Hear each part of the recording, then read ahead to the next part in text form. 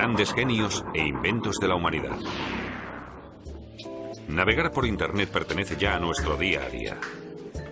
Información, juegos, operaciones bancarias, millones de datos se envían, se reciben o se procesan de forma constante. Y hacerlo resulta tan fácil que todo el mundo puede orientarse en esta red universal. La tecnología que lo hace posible es la World Wide Web, que es, junto al correo electrónico, la aplicación más usada de Internet. Y por muy increíble que pueda parecer, le debemos esta tecnología revolucionaria a un único hombre, un programador fantástico, Sir Timothy Berners-Lee. Sir Timothy Berners-Lee y la World Wide Web. Timothy Berners-Lee nació el 8 de junio de 1955 en Londres. Sus padres formaban parte del equipo que construyó uno de los primeros ordenadores controlados por programas, el Mark I de la Universidad de Manchester. Un día, cuando llegué a casa después del colegio, recuerda Berners-Lee, mi padre estaba leyendo un libro de investigación cerebral. Buscaba remisiones que pudiera llevar a cabo un ordenador, estableciendo el mismo tipo de relaciones y asociaciones que el cerebro humano. Y de esa forma, vincular cosas con una característica común, aunque aparentemente no tuvieran nada que ver unas con otras. Por ejemplo, el diccionario define caballo como animal del orden de los perisodáctilos, pero una persona puede asociarlo a una figura de ajedrez. Lo mismo pasa con el potro, que a su vez puede asociarse a los moretones de los años de colegio. Cuando los textos se enlazan de esta manera, hablamos de hipertexto. Tras la breve conversación con su padre, Berners-Lee se implicó de tal forma en la tarea que ya no abandonó en toda su vida la idea de conseguir que un ordenador generara hipertextos por sí mismo. En 1973, Berners-Lee comenzó sus estudios de física en la Universidad de Oxford. Allí fabricó con transistores, con uno de los primeros microprocesadores y con un televisor viejo, su primer ordenador. Cuando terminó sus estudios, Berners-Lee empezó a trabajar como programador. En 1980 se marchó 6 meses a Suiza. Allí trabajó en el CERN, el Centro Europeo de Investigación Nuclear. Al llegar Berners-Lee, desconocía quién era el responsable de qué y qué programas informáticos utilizaba. Así que para hacerse una idea general, creó su propio programa. Este relacionaba los documentos con los trabajadores, con sus proyectos y con el software que utilizaban. El programa examinaba si los documentos contenían palabras clave, y en ese caso, creaba enlaces en los puntos que éstas aparecían. En recuerdo del antiguo diccionario de su infancia, Berners-Lee le puso a su programa el nombre Inquire, verbo que en inglés significa informarse, investigar. No fue casualidad que el programa funcionara como un diccionario, con la remisión sí, en español ver, escrita al final de cada entrada. Los enlaces del Inquire llevaban a un listado de otros documentos con las mismas palabras clave. En inglés, los enlaces se llaman links, y como los enlaces del Inquire se basaban en el principio del hipertexto, se denominaron hiperlinks. Pero el programa de Berners-Lee solo se usó en los ordenadores del CERN y nunca se publicó. Sin embargo, fue la base para la posterior World Wide Web. Berners-Lee no solo quería enlazar los documentos de un mismo ordenador, pretendía conectar los documentos de varios ordenadores de diferentes sitios. Y esa idea desembocará finalmente en la World Wide Web. En esa época ya existía una estructura de red que vinculaba varios ordenadores conectados, Internet, que ofrecía el alojamiento ideal para la materialización de su visión. Los orígenes de Internet datan del año 1957, cuando irrumpió en Estados Unidos el denominado shock del Sputnik. Today, a new moon is in the sky, a 23-inch metal sphere placed in orbit by a Russian rocket. La Unión Soviética fue el primer país en lanzar un satélite al espacio. La sorpresa de Estados Unidos fue enorme. El gobierno estadounidense vio la necesidad de actuar. Ordenaron la aplicación de todos los conocimientos y la disposición plena de científicos de todo el mundo y sobre todo de militares para evitar más situaciones comprometidas. En 1958, el ministro de Defensa estadounidense, John F. Dulles, creó la ARPA, la Agencia de Proyectos de Investigación Avanzada para el Desarrollo de Nuevas Tecnologías de Comunicación. Paul Baran ordenó la creación de una red informática que, de acuerdo con las exigencias, funcionara aún cuando determinadas partes del sistema estuvieran inactivas. Baran vio enseguida que eso solo podía lograrse mediante una estructura descentralizada, pues en una centralizada solo existe un camino que va de A a B, con lo que si falla el nodo central, la información no puede llegar a su destino. Por el contrario, una estructura descentralizada permite desviar el envío por el punto C cuando el nodo central falla. Había nacido la idea de Internet. En 1969, mediante líneas de teléfono especiales, se cerró por primera vez una red informática entre 4 ordenadores situados en las universidades de Stanford, Utah, Los Ángeles y Santa Bárbara. La denominada ARPANET, la abuela del actual Internet. Los científicos que pudieron acceder en su día a esa red vieron enseguida su poder. Los datos se podían transmitir en cualquier momento desde ordenadores a gran distancia. Hasta 1974, ARPANET creció hasta integrar más de 100 ordenadores, algunos incluso de fuera de Estados Unidos. Por primera vez surge el término Internet. A partir de 1983, esta pasó a ser su denominación oficial. Pero el problema de esta red era que la utilizaban muchos tipos diferentes de ordenador.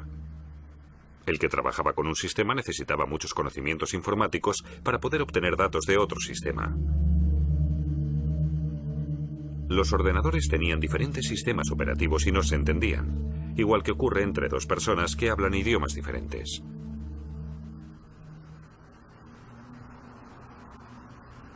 Tim Berners-Lee quería encontrar un denominador común. Todos los usuarios de la red deberían poder obtener todos los datos disponibles, sin importar el sistema en el que estuvieran grabados. En 1984, Berners-Lee renueva contrato en el CERN, esta vez en un puesto fijo. Debía crear un sistema de documentación que permitiera que todos los trabajadores del CERN a nivel mundial intercambiaran y gestionaran fácilmente los resultados de sus investigaciones. Para conseguirlo, Berners-Lee creó los otros dos componentes básicos de la World Wide Web y los denominó así: HTML y URL. HTML es la abreviación de Hypertext Markup Language y URL las siglas de Universal Resource Locator. HTML es un lenguaje que entienden todos los ordenadores y permite crear documentos de texto y también hiperlinks, es decir, remisiones.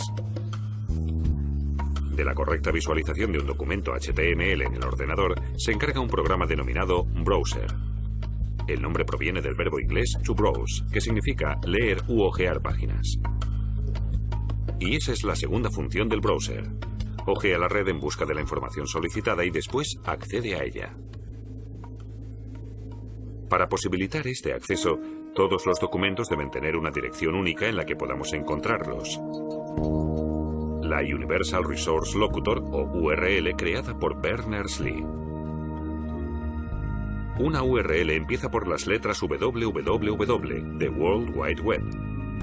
Después va el nombre del ordenador en el que están grabados los datos que queremos, lo que normalmente se denomina servidor. Al final de la URL se escribe el tema concreto sobre el que queremos información. En nuestro ejemplo, Berners-Lee como subtema del apartado People. Con esta dirección, todos los documentos son perfectamente localizables en todos los ordenadores conectados a la red. Así, Berners-Lee convirtió lo que en principio había concebido para los usuarios del CERN en su nuevo producto, la World Wide Web. Su ordenador en el CERN fue el primer servidor de la red. En él se podía acceder a toda la información de la red universal. Con su publicación, Berners-Lee provocó una auténtica reacción en cadena. La ya existente Internet estaba esperando un instrumento como la World Wide Web. En todo el mundo, sus compañeros se pasaron días y noches sentados frente a su ordenador, instalando nuevos servidores, mejorando la programación y ayudando al crecimiento de la World Wide Web en sus inicios. Una gran diferencia respecto a hoy era la denominada interfase de usuario, es decir, lo que veía el usuario en su monitor. Antes, solo se visualizaban textos y había que teclear todas las funciones y órdenes. La World Wide Web era todavía una herramienta de expertos. En 1993, el estudiante Mark Andreessen programó el browser Mosaic, que permitía por primera vez integrar imágenes y activar hiperlinks haciendo un simple clic.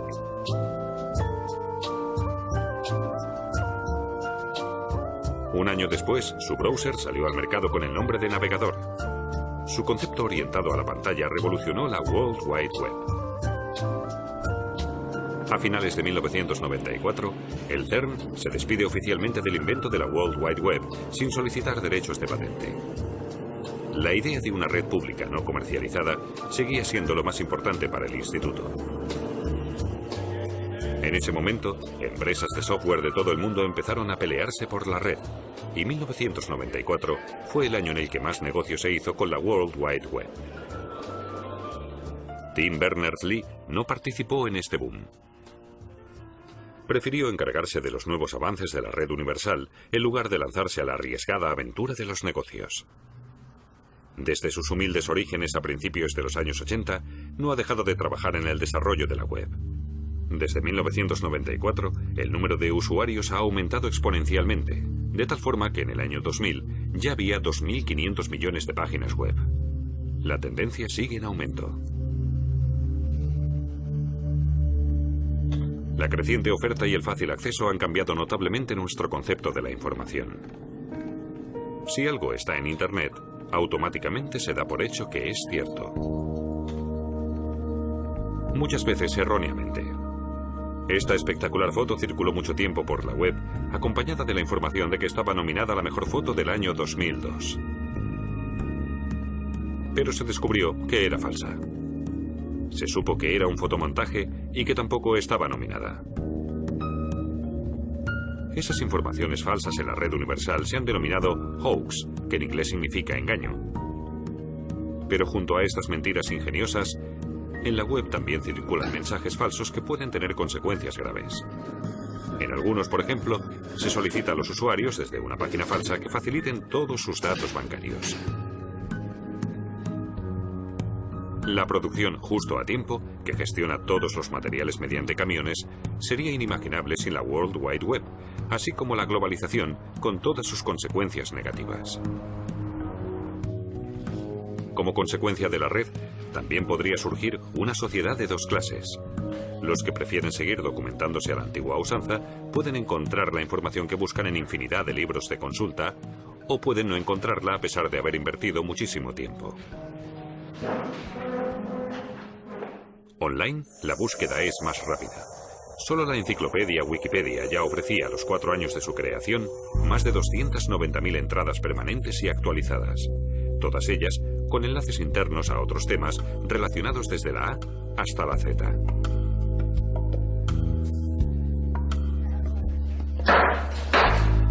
El mazo de las subastas online ha golpeado, sin embargo, únicamente a los usuarios de la plataforma de comunicación del siglo XXI.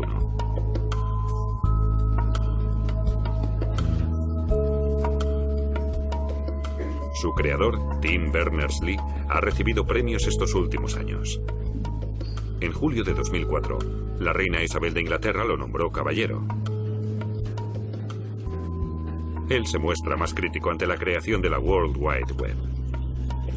Una vez, cuando le preguntaron si la red universal nos había hecho más listos, respondió: en realidad no, pero estamos mejor comunicados.